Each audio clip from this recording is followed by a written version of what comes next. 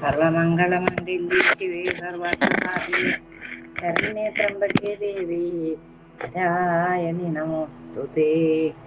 21-ാം അധ്യായത്തില് ഗായത്രി പുരസ്ചരണാണ് വർണ്ണിക്കുന്നത്. നമുക്ക് നോക്കാല്ലേ. നാരായണ മഹർഷി പറഞ്ഞുകൊണ്ടേയിരിക്കുകയാണ്, അദ്ദേഹം കേട്ടുകൊണ്ടേയിരിക്കുകയാണ്. ശ്രീനാരദ മഹർഷി, ദേവർഷേ, ഇനി ഞാൻ ഗായത്രി പുരസ്ചരണത്തെ പറ്റി പറയാം. അത് സർവാഭിഷ്ടപ്രദവും സർവപാപ പ്രണാശനവുമാണ്. പർവ്വതപ്രാന്തത്തിലോ നദീതീരത്തോ കൂവളത്തിന്റെ ചുവട്ടിലോ കുളക്കരയിലോ അമ്പലത്തിലോ ശാന്തി കിട്ടുന്ന സ്ഥലങ്ങളെ എവിടെയെങ്കിലും വെച്ച് ചെയ്യുന്നതായിരിക്കും നല്ലത്. മന്ത്രം ഏതായാലും വ്യാഹൃതിത്രയത്തോടുകൂടി ഗായത്രി 10,000 മുറി ജപിക്കണം. നൃസിംഹ സൂര്യവരാഹാദി പുരസ്ചരണമായാലും ഗായത്രി ജപം ചെയ്തില്ലെങ്കിൽ എല്ലാം നിഷ്ഫലമാവും. ശൈവർ വൈഷ്ണവർ എന്ന ഭേദമില്ലാതെ എല്ലാവരും ഗായത്രി ദേവിയെ തന്നെ ഭജിക്കുന്നു. പുരസ്ചരണം ചെയ്യണമെങ്കിൽ ആദ്യം മന്ത്രശോധന ചെയ്യണം. വിദ്വജനങ്ങൾ ആത്മശോധനക്കായി 3 ലക്ഷം ഒരു ഗായത്രി ജപിക്കണം. അല്ലെങ്കിൽ 1 ലക്ഷം ഗായത്രിയെങ്കിലും ശ്രുതിയിൽ പറഞ്ഞ മാതിരി ജപിക്കണം കേട്ടോ. ആത്മശുദ്ധി വരുത്താതെ ചെയ്യുന്ന ജപവും ഹോമവും ഫലമില്ലാത്തതാണെന്ന് ശ്രുതിയിൽ പറയുന്നുണ്ട്. തപസ് കൊണ്ട് ശരീരത്തെ തപിപ്പിക്കണം, അത്രമാത്രം തപസ് ചെയ്യണം. എന്നാൽ ബ്രഹ്മജ്ഞാനവും സ്വർഗവാസവും ലഭിക്കും. നാരദ, ക്ഷത്രിയൻ ബാഹുവീര്യത്താലും വൈശ്യരും ശൂദ്രനും ധനത്താലും ബ്രാഹ്മണൻ ജപഹോമാദികളാലും തങ്ങളുടെ ആപത്തുകളെ തരണം ചെയ്യണം. അതുകൊണ്ട് തപസ്സനുഷ്ഠിച്ച് ശരീരം ശോഷിപ്പിക്കണം. കൃഷ്ണചാന്ദ്രായണാദി വ്രതം കൊണ്ട് ശരീര ശോഷണം ചെയ്യണം. ഇനി ഞാൻ അന്നശുദ്ധിയെ പറ്റി പറയാം. ഓരോരു കാര്യത്തിനെ കുറിച്ചിട്ടും വെവ്വേറെ വിസ്തരിച്ച് പറഞ്ഞു കൊടുക്കുകയാണ് അദ്ദേഹം. യാചിക്കാതെ മുഞ്ചവൃത്തിയാലും ഭിക്ഷയെടുത്തും ചോദിച്ചു വാങ്ങിയിട്ടും ലഭിക്കുന്ന ഭക്ഷണം വിശുദ്ധമാണെന്ന് വേദവും തന്ത്രവും പറയുന്നു. ഇങ്ങനെ കിട്ടുന്ന ആഹാരം 4 ആയി വിഭജിക്കണം. ആദ്യത്തെ ഭാഗം ബ്രാഹ്മണന് കൊടുക്കണം, 2ാമത്തേത് പശുക്കൾക്ക് കൊടുക്കണം, 3ാമത്തേത് അതിഥികൾക്ക് കൊടുക്കണം, 4ാമത്തേത് താനും പത്നിയും ഭുജിക്കേണ്ടത്. 4ാമത്തേതാണ് ഭുജിക്കേണ്ടത്. പത്നിയും ദാനം കൂടി. ആ അന്നത്തെ ഗോമൂത്രം കൊണ്ട് പ്രോഷണം ചെയ്യണം. കോഴിമുട്ട വലുപ്പത്തിൽ 8 ഉരുളയാണ് ഗൃഹസ്ഥന് പറഞ്ഞിരിക്കുന്നത്. അതിന്റെ പകുതിയാണ് വാനപ്രസ്ഥന് വിധിച്ചിട്ടുള്ളത്. ഭക്ഷണം ബ്രഹ്മചാരിക്ക് കണക്കൊന്നുമില്ല, അത്ര കിട്ടാലും കഴിക്കാം. എന്തായാലും ഗോമൂത്രത്താൽ പ്രോഷണം ചെയ്യണം. 9, 6, 3 തവണ ചെയ്തിരിക്കണം. വിടവില്ലാതെ പിടിച്ച കയ്യിൽ ഗോമൂത്രമെടുത്ത് സാവിത്രി എന്നറുക്കും സത്ത് എന്നറുക്കും മനസ്സിൽ ചൊല്ലി പ്രോഷിക്കണം. ചണ്ടാലൻ, വൈശ്യൻ, ശൂദ്രൻ തുടങ്ങിയവർ തരുന്ന ഭക്ഷണം അധമമാണെന്ന് വിധിക്കുന്നുണ്ട്. അത് പിന്നെ ഞാൻ പ്രത്യേകിച്ച് പറയണ്ടല്ലോ. ശൂദ്രൻ നൽകുന്ന ഭക്ഷണം ഭുജിച്ചാൽ ആചന്ദ്രതാരം ഘോര നരകത്തിൽ കിടക്കേണ്ടി വരും. ഛന്ദസ്സോടുകൂടി ഗായത്രിക്ക് എത്ര അക്ഷരമുണ്ടോ അത്ര ലക്ഷമാണ് പുരസ്ചരണത്തിന് ജപിക്കേണ്ട മന്ത്രസംഖ്യ. 32 ലക്ഷമാണ് ജപിക്കേണ്ടത്. എന്താണ് വിശ്വാമിത്ര മതം അങ്ങനെയാണ്. ജീവനില്ലാത്ത ദേഹം കൊണ്ടൊരു കർമ്മവും ചെയ്യാൻ സാധിക്കാത്തത് പോലെയാണ് പുരസ്ചരണമില്ലാത്ത മന്ത്രവും. ചൊവ്വ, ശനി എന്നീ ദിവസങ്ങളും വ്യതിപാതം, വൈധൃതി എന്നിവയും മിഥുനം, കർക്കിടകം, കന്നി, മകരമാസങ്ങളും ചതുർത്ഥി, ഷഷ്ടി, നവമി, ത്രയോദശി, ചതുർദശി, കർത്തവാവ്, അഷ്ടമി എന്നീ തിഥികളിലും രാത്രികാലത്തും പ്രദോഷത്തിലും, അതുപോലെ തന്നെ ആയില്യം, തൃക്കേട്ട, അനിഴം, തിരുവാതിര, കാർത്തിക, തിരുവോണം, ഭരണി ജന്മനാളും ഇത്രയും നക്ഷത്രം. പിന്നെ ജന്മനാൾ, അവനവന്റെ ജന്മനാൾ ഏതാന്ന് വിചാരിച്ചാൽ അതും പുരസ്ചരണത്തിന് വർജ്യമാണ്.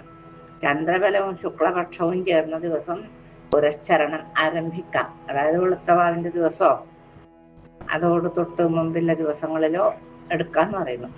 സ്വസ്തിവാചകത്തോടെ നാന്തി ശ്രാദ്ധമൂട്ടി ബ്രാഹ്മണർക്ക് മൃഷ്ടാന്ന ഭോജനം നടത്തി തൃപ്തിപ്പെടുത്തണം. വസ്ത്രങ്ങളും ദക്ഷിണയും ദാനം ചെയ്യണം. പിന്നീട് എന്ത് വേണം? പിന്നീട് അനുജ്ഞ വാങ്ങി പടിഞ്ഞാറോട്ട് മുഖമായി ഇരിക്കണം. ശിവാലയത്തിലോ മറ്റേതെങ്കിലും ശുദ്ധമായ സ്ഥലത്തോ ആണ് ഇരിക്കേണ്ടത്. കാശീപുരം, കേദാരം, മഹാകാളം, നാസികം, ത്രയംബകം എന്നീ 5 ക്ഷേത്രങ്ങളും ഭൂമിയിലെ ദീപങ്ങളാണ്, സിദ്ധിസ്ഥാനങ്ങളാണ്. തുടങ്ങുന്ന ദിവസം മുതൽ അവസാനിക്കുന്ന ദിവസം വരെ ഏറ്റക്കുറിച്ചിലില്ലാതെ ജപിക്കണം. ഒരു ദിവസവും പുരസ്ചരണം മുടക്കരുത്. കിഴക്ക് വെള്ള കീറുന്ന മുതൽ ഉച്ചവരെ ജപം, മനനം, ധ്യാനം എന്നിവ ചെയ്യണം. ഛന്ദസ്സും ഗായത്രിയും എത്ര ഉണ്ടോ അത്രയും ലക്ഷമാണ് പുരസ്ചരണത്തിന് ജപിക്കേണ്ട മന്ത്രസംഖ്യ. ജപത്തിന്റെ 10-1 മന്ത്രം കൊണ്ട് നെയ്യ് ചേർത്ത പാൽ ചോറ് ഹോമിക്കണം. കൂവളം, പൂക്കള്, എള്ള്, ഗുളമിശ്രം, യവം തുടങ്ങിയവ കൊണ്ട് മന്ത്രത്തിന്റെ 10-1 കൊണ്ട് ഹോമിച്ചാൽ സിദ്ധനായി വരും. നൈമിത്തിക കാമ്യ കർമ്മങ്ങളിൽ താല്പര്യമുള്ളവരെന്ത് വേണമെന്നോ? അവര് ഗായത്രിയെ തന്നെ സേവിക്കണം. ധർമ്മ, അർത്ഥ, കാമ, മോക്ഷ പ്രദായനിയാണ് ഗായത്രി. ഇതിനു പകരമായി മറ്റൊരു ജപവും പറഞ്ഞു തരാനില്ല. 3 നേരവും കുളിക്കണം. എന്നിട്ട് മധ്യാഹ്നത്തിൽ മിതമായി ഭുജിച്ച് മൗനിയായി ശുദ്ധമനസ്കനായി ജലത്തിൽ നിന്ന് 3 ലക്ഷം ഒരു ഗായത്രി ജപിക്കണം. പുരസ്ചരണ കർമ്മങ്ങൾക്ക് ശേഷം സ്വന്തം ആവശ്യങ്ങൾക്കായി ജപിക്കാം. കാര്യസിദ്ധി ഉണ്ടാകുന്നതുവരെ ജപം ചെയ്യണം. ഇനി സാമാന്യ കാമ്യകർമ്മത്തിന്റെ ശരിയായ വിധി പറഞ്ഞു തരാം. അതിരാവിലെ സ്നാനം ചെയ്ത് 1000 ഒരു ഗായത്രി മന്ത്രം ജപിക്കണം.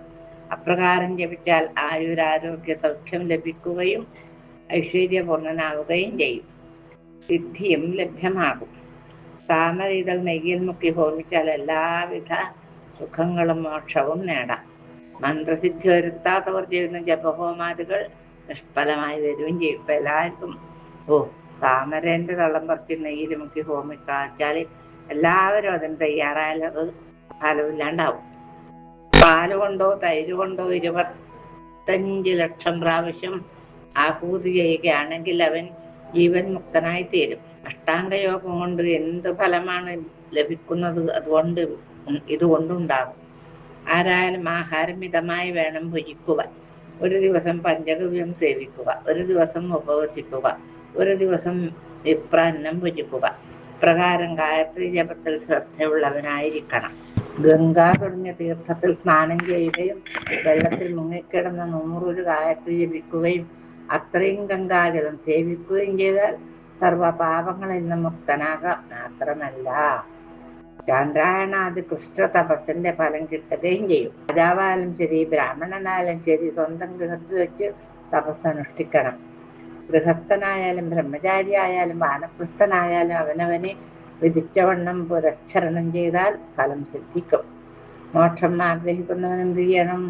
ശൗതസ്മാർത്താദി കർമ്മങ്ങൾ ചെയ്യണം. അറിവുള്ളവർ ഉപദേശിക്കുന്നതനുസരിച്ച് അഗ്നിഹോത്രാദികൾ ചെയ്ത് സദ്വൃത്തനായി കിഴങ്ങോ കായയോ അല്ലെങ്കിൽ ജലമോ കൂട്ടി 8 ഉരുള ഭിക്ഷാന്നം ഭുജിക്കണം. ഇപ്രകാരം പുരസ്ചരണം അനുഷ്ഠിച്ചാൽ മന്ത്രസിദ്ധി നേടാം. വിധിപ്രകാരം വിധി ചെയ്താൽ ദാരിദ്ര്യം ഉണ്ടാവുകയില്ല. ഈ പുരസ്ചരണ വിധി കേട്ടാൽ തന്നെ പുണ്യവും സിദ്ധിയും നേടാം.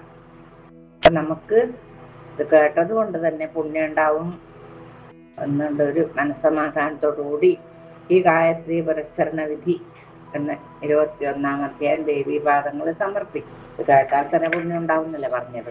ഇനി ബലി വൈശ്വദേവാദികളുടെ കാര്യമാണ് 22-ാം അധ്യായത്തിൽ പറയുന്നത്. ഹേ നാരദാ ദേവർഷേ, ഇനി വൈശ്വദേവം എങ്ങനെ നടത്തണം എന്നത് പറഞ്ഞു തരാട്ടോ. പുരസ്ചരണ വിധി പറഞ്ഞപ്പോഴാണ് അത് ഓർമ്മ വന്നത്. ഇത്ര നേരം അതെനിക്ക് ഓർമ്മയുണ്ടായിരുന്നില്ല. ആര് പറയുന്നു? ശ്രീ നാരായണ മഹർഷി പറയുന്നു. പാപങ്ങൾ 5 വിധമാണ് ഗൃഹസ്ഥന് വന്നു ചേരുന്നത്. അടുപ്പ്, അരകല്ല്, കോടാലി, ഒലക്കാക്കിണ്ടി എന്നിവ കൊണ്ടുണ്ടാകുന്ന പാപങ്ങൾക്ക് പരിഹാരങ്ങളാണ് ദേവയജ്ഞം, ബ്രഹ്മയജ്ഞം, ഭൂതയജ്ഞം, അനുഷയജ്ഞം, പിതൃയജ്ഞം തുടങ്ങിയ 5 തരം യജ്ഞങ്ങള്. അടുപ്പിലോ ഇരുമ്പോ പാത്രത്തിലോ വെറും നിലത്തോ കലത്തിലോ വൈശ്വദേവം നടത്തരുത്. അതിനായി കുണ്ഡം നിർമ്മിക്കണം. തീനെ മുറം കൊണ്ടോ കൈകൊണ്ടോ വസ്ത്രം കൊണ്ടോ വീശരുത്.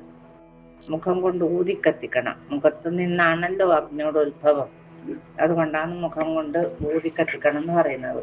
ചിലവര് കാണാം ഈ പാളയിലൊട്ടിന് വീശി വീശി വീശി വീശി കത്തിക്കൂല. അങ്ങനെ കത്തിക്കാൻ പാടില്ല എന്നല്ല പറയുന്നത്. കുർത്ത വസ്ത്രത്തിന്റെ തല കൊണ്ട്, വസ്ത്രം കൊണ്ട് വീശിയാൽ വ്യാധി വർദ്ധിക്കും. മുറം കൊണ്ട് വീശിയാൽ ധനം നഷ്ടമാകും. കൈ കൊണ്ട് വീശിയാൽ മൃത്യു സംഭവിക്കും.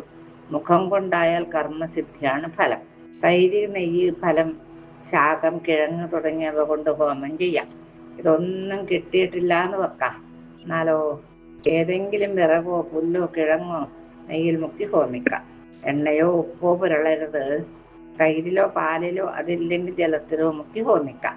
ദർഭയെ കുശയെ ഞങ്ങളെ വൈക്കോല എന്ന് പറഞ്ഞതുപോലെ അത് കിട്ടിയില്ലെങ്കിൽ ഇതായാലും മതിയെന്ന്. ഉണങ്ങിയതോ പഴയതോ ഹോമിക്കുകയാണെങ്കിൽ കുഷ്ഠരോഗിയായി തീരും. ഓ, എച്ചിലായത് കൊണ്ടാണെങ്കിൽ ശത്രുഭയമുണ്ടാകും. അടുപ്പിന് വടക്കായി ചാരം നീക്കിയ തീക്കനലിൽ വൈശ്വദേവം ഹോമിക്കണം. ഉപ്പ് തുടങ്ങിയതൊന്നും കലരരുത്.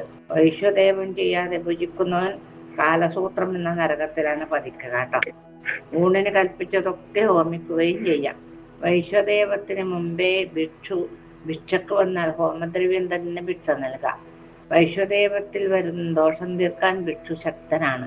എന്നാൽ ഭിക്ഷുവിന് കൊടുക്കാത്തത് കൊണ്ടുള്ള ദോഷം തീർക്കാൻ വൈശ്വദേവത്തിന് ശക്തിയില്ല താനും. യതിയും ബ്രഹ്മചാരിയും ഭജിച്ച അന്നത്തിന് അർഹരാണ്. അവർക്ക് അന്നം കൊടുക്കാതെ ഭക്ഷിച്ചാൽ പ്രായശ്ചിത്തങ്ങൾ ചെയ്യണം. വൈശ്വദേവം സമർപ്പിച്ച് പശുവിന് ഉരുള നൽകണം. അതിന്റെ ക്രമം ഞാൻ പറഞ്ഞുതരാട്ടോ. ഗോമാതാവേ, വിഷ്ണുപദത്തിൽ വാഴുന്ന വൈഷ്ണവി, ഞാൻ തരുന്ന ഈ ചോറിലുള്ള കാമധേനു ഗ്രഹിക്കണേ. ഗോക്കളെ നമസ്കരിക്കുന്നു എന്ന് പറഞ്ഞ് പശുവിന് പുല്ല് കൊടുക്കണം. അപ്രകാരം ചെയ്യുകയാണെങ്കിൽ കാമധേനു പ്രസാദിക്കും. പശുവിനെ കറക്കുന്ന സമയം അത്രയും വീട്ടുമുറ്റത്ത് നോക്കി നിൽക്കണം. ഒരതിഥി വന്ന് ഭഗ്നാശയനായി പോവുകയാണെങ്കിൽ ദുഷ്കൃതം ഗ്രഹിക്ക് നൽകി പുണ്യം അതിഥി കൊണ്ടുപോവുകയും ചെയ്യും. പിതാക്കള്, സഹോദരന്മാർ, മക്കള്, ബന്ധുക്കള് അങ്ങനെയൊക്കെ ഉണ്ടാവുമല്ലോ. ഭൃത്യന്മാര് തുടങ്ങിയവരെ ഗൃഹസ്ഥൻ സംരക്ഷിക്കണം.